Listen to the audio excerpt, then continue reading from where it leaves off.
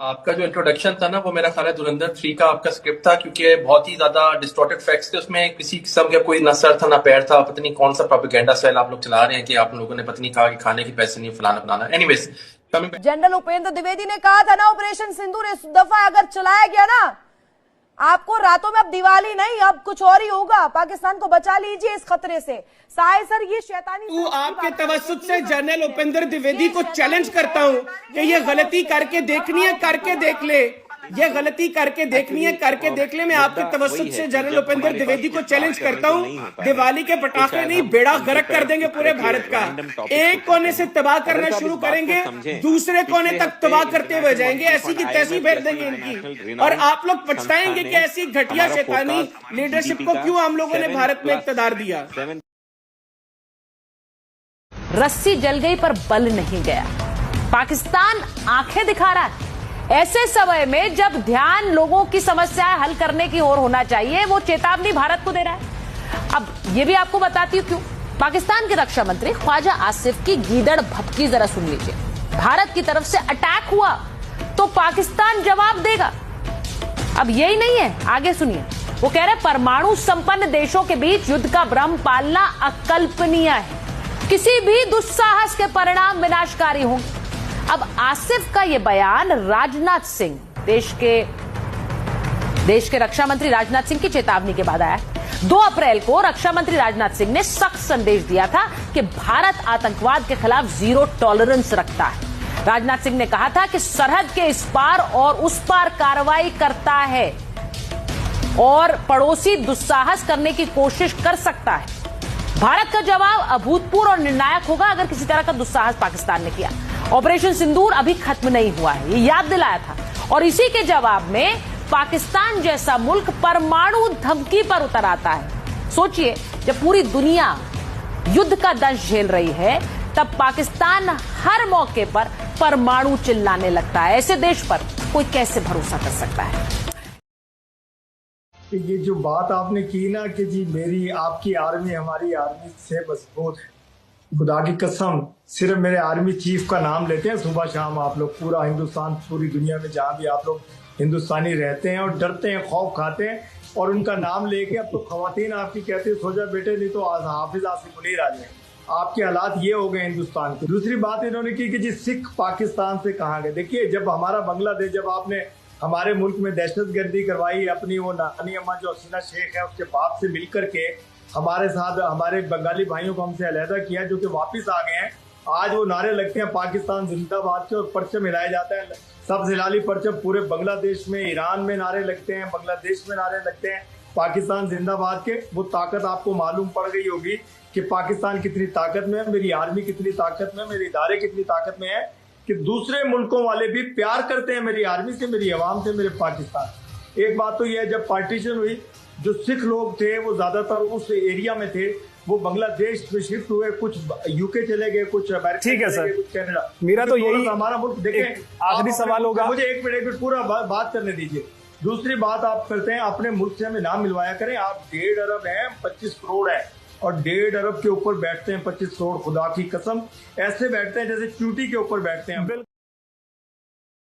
आगाज में Indian naval chief की स्टेटमेंट कोट की कि इंडियन नेवी पाकिस्तान को लेकर पता नहीं क्या कुछ कर सकती है, तो आपको मुझे ये बताने की जरूरत नहीं कि इंडियन नेवी की कैपेबिलिटी क्या है। अल्हम्दुलिल्लाह, I am a proud great grandson of Pakistan former chief of naval staff admiral AR Khan, जिन्होंने 1965 की वॉर में पाकिस्तान नेवी को लीड किया, जिन्होंने ऑपरेशन दीवार का प्लान किया और उसको लीड किया।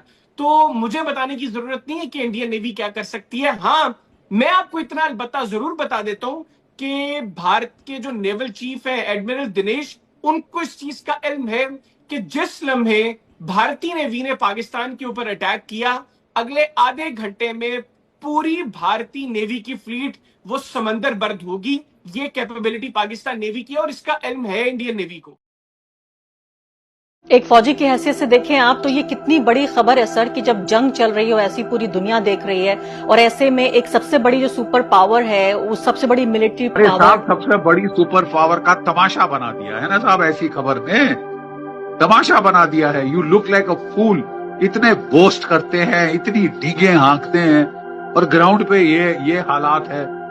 ये जैसे जब आपको याद होगा जब पहला वो रेस्क्यू ऑपरेशन किया था अमेरिकन स्पेशल फोर्सेस ने ईरान में, ऐसे तमाशे हुए थे, एक दूसरे से टक्कर खा गए थे, जहां आग लग गई थी, नीचे हेलीकॉप्टर भिड़ गया वो ट्रांसपोर्ट एयरक्राफ्ट से वो डेजर्ट 1 लैंडिंग ग्राउंड में, बहुत तमाशा हुआ था। और ये जो उस वक्त जिमी कार्टर साहब थे, उनकी तो प्रेसिडेंसी गई, खत्म हो गए बेचारे वो, उनकी प्रेसिडेंसी इस फियास्को से।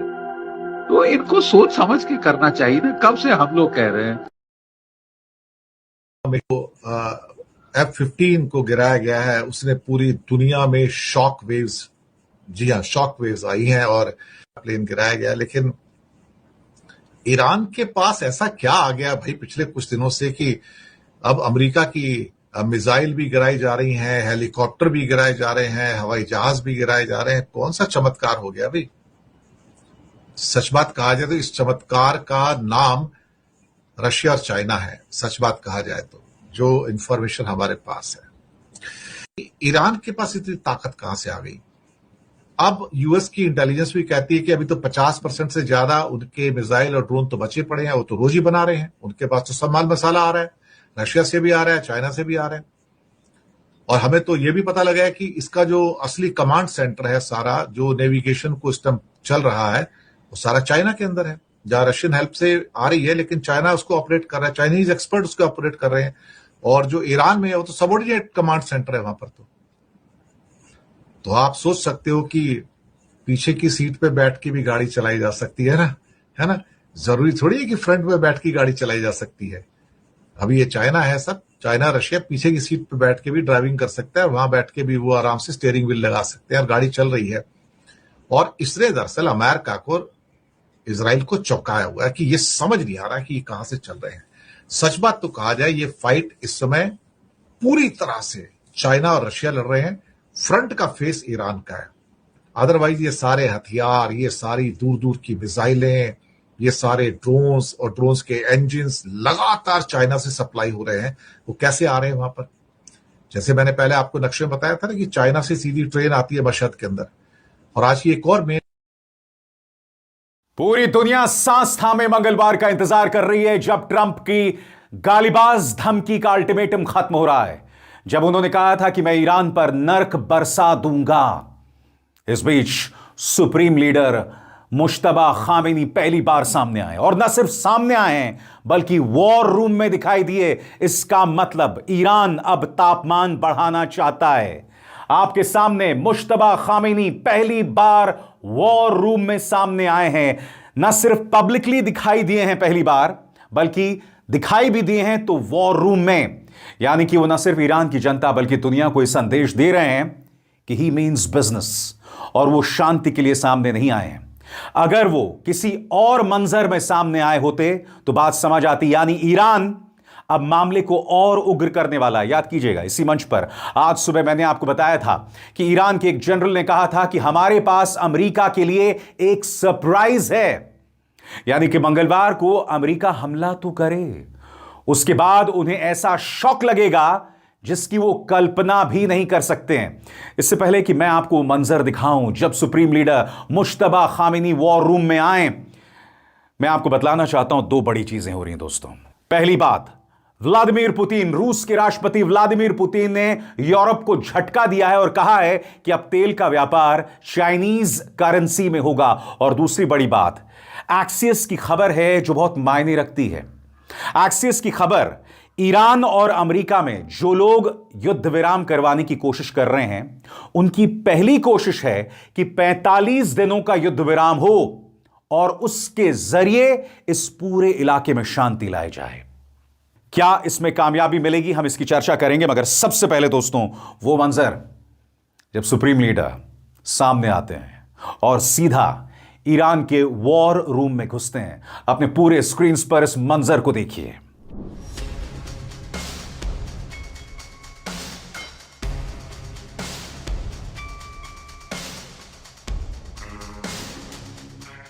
और ऐसा क्यों दोस्तों? क्योंकि अमेरिका और इस्राएल लगातार ईरान के सिविलियन इलाकों पर हमला कर रहे हैं।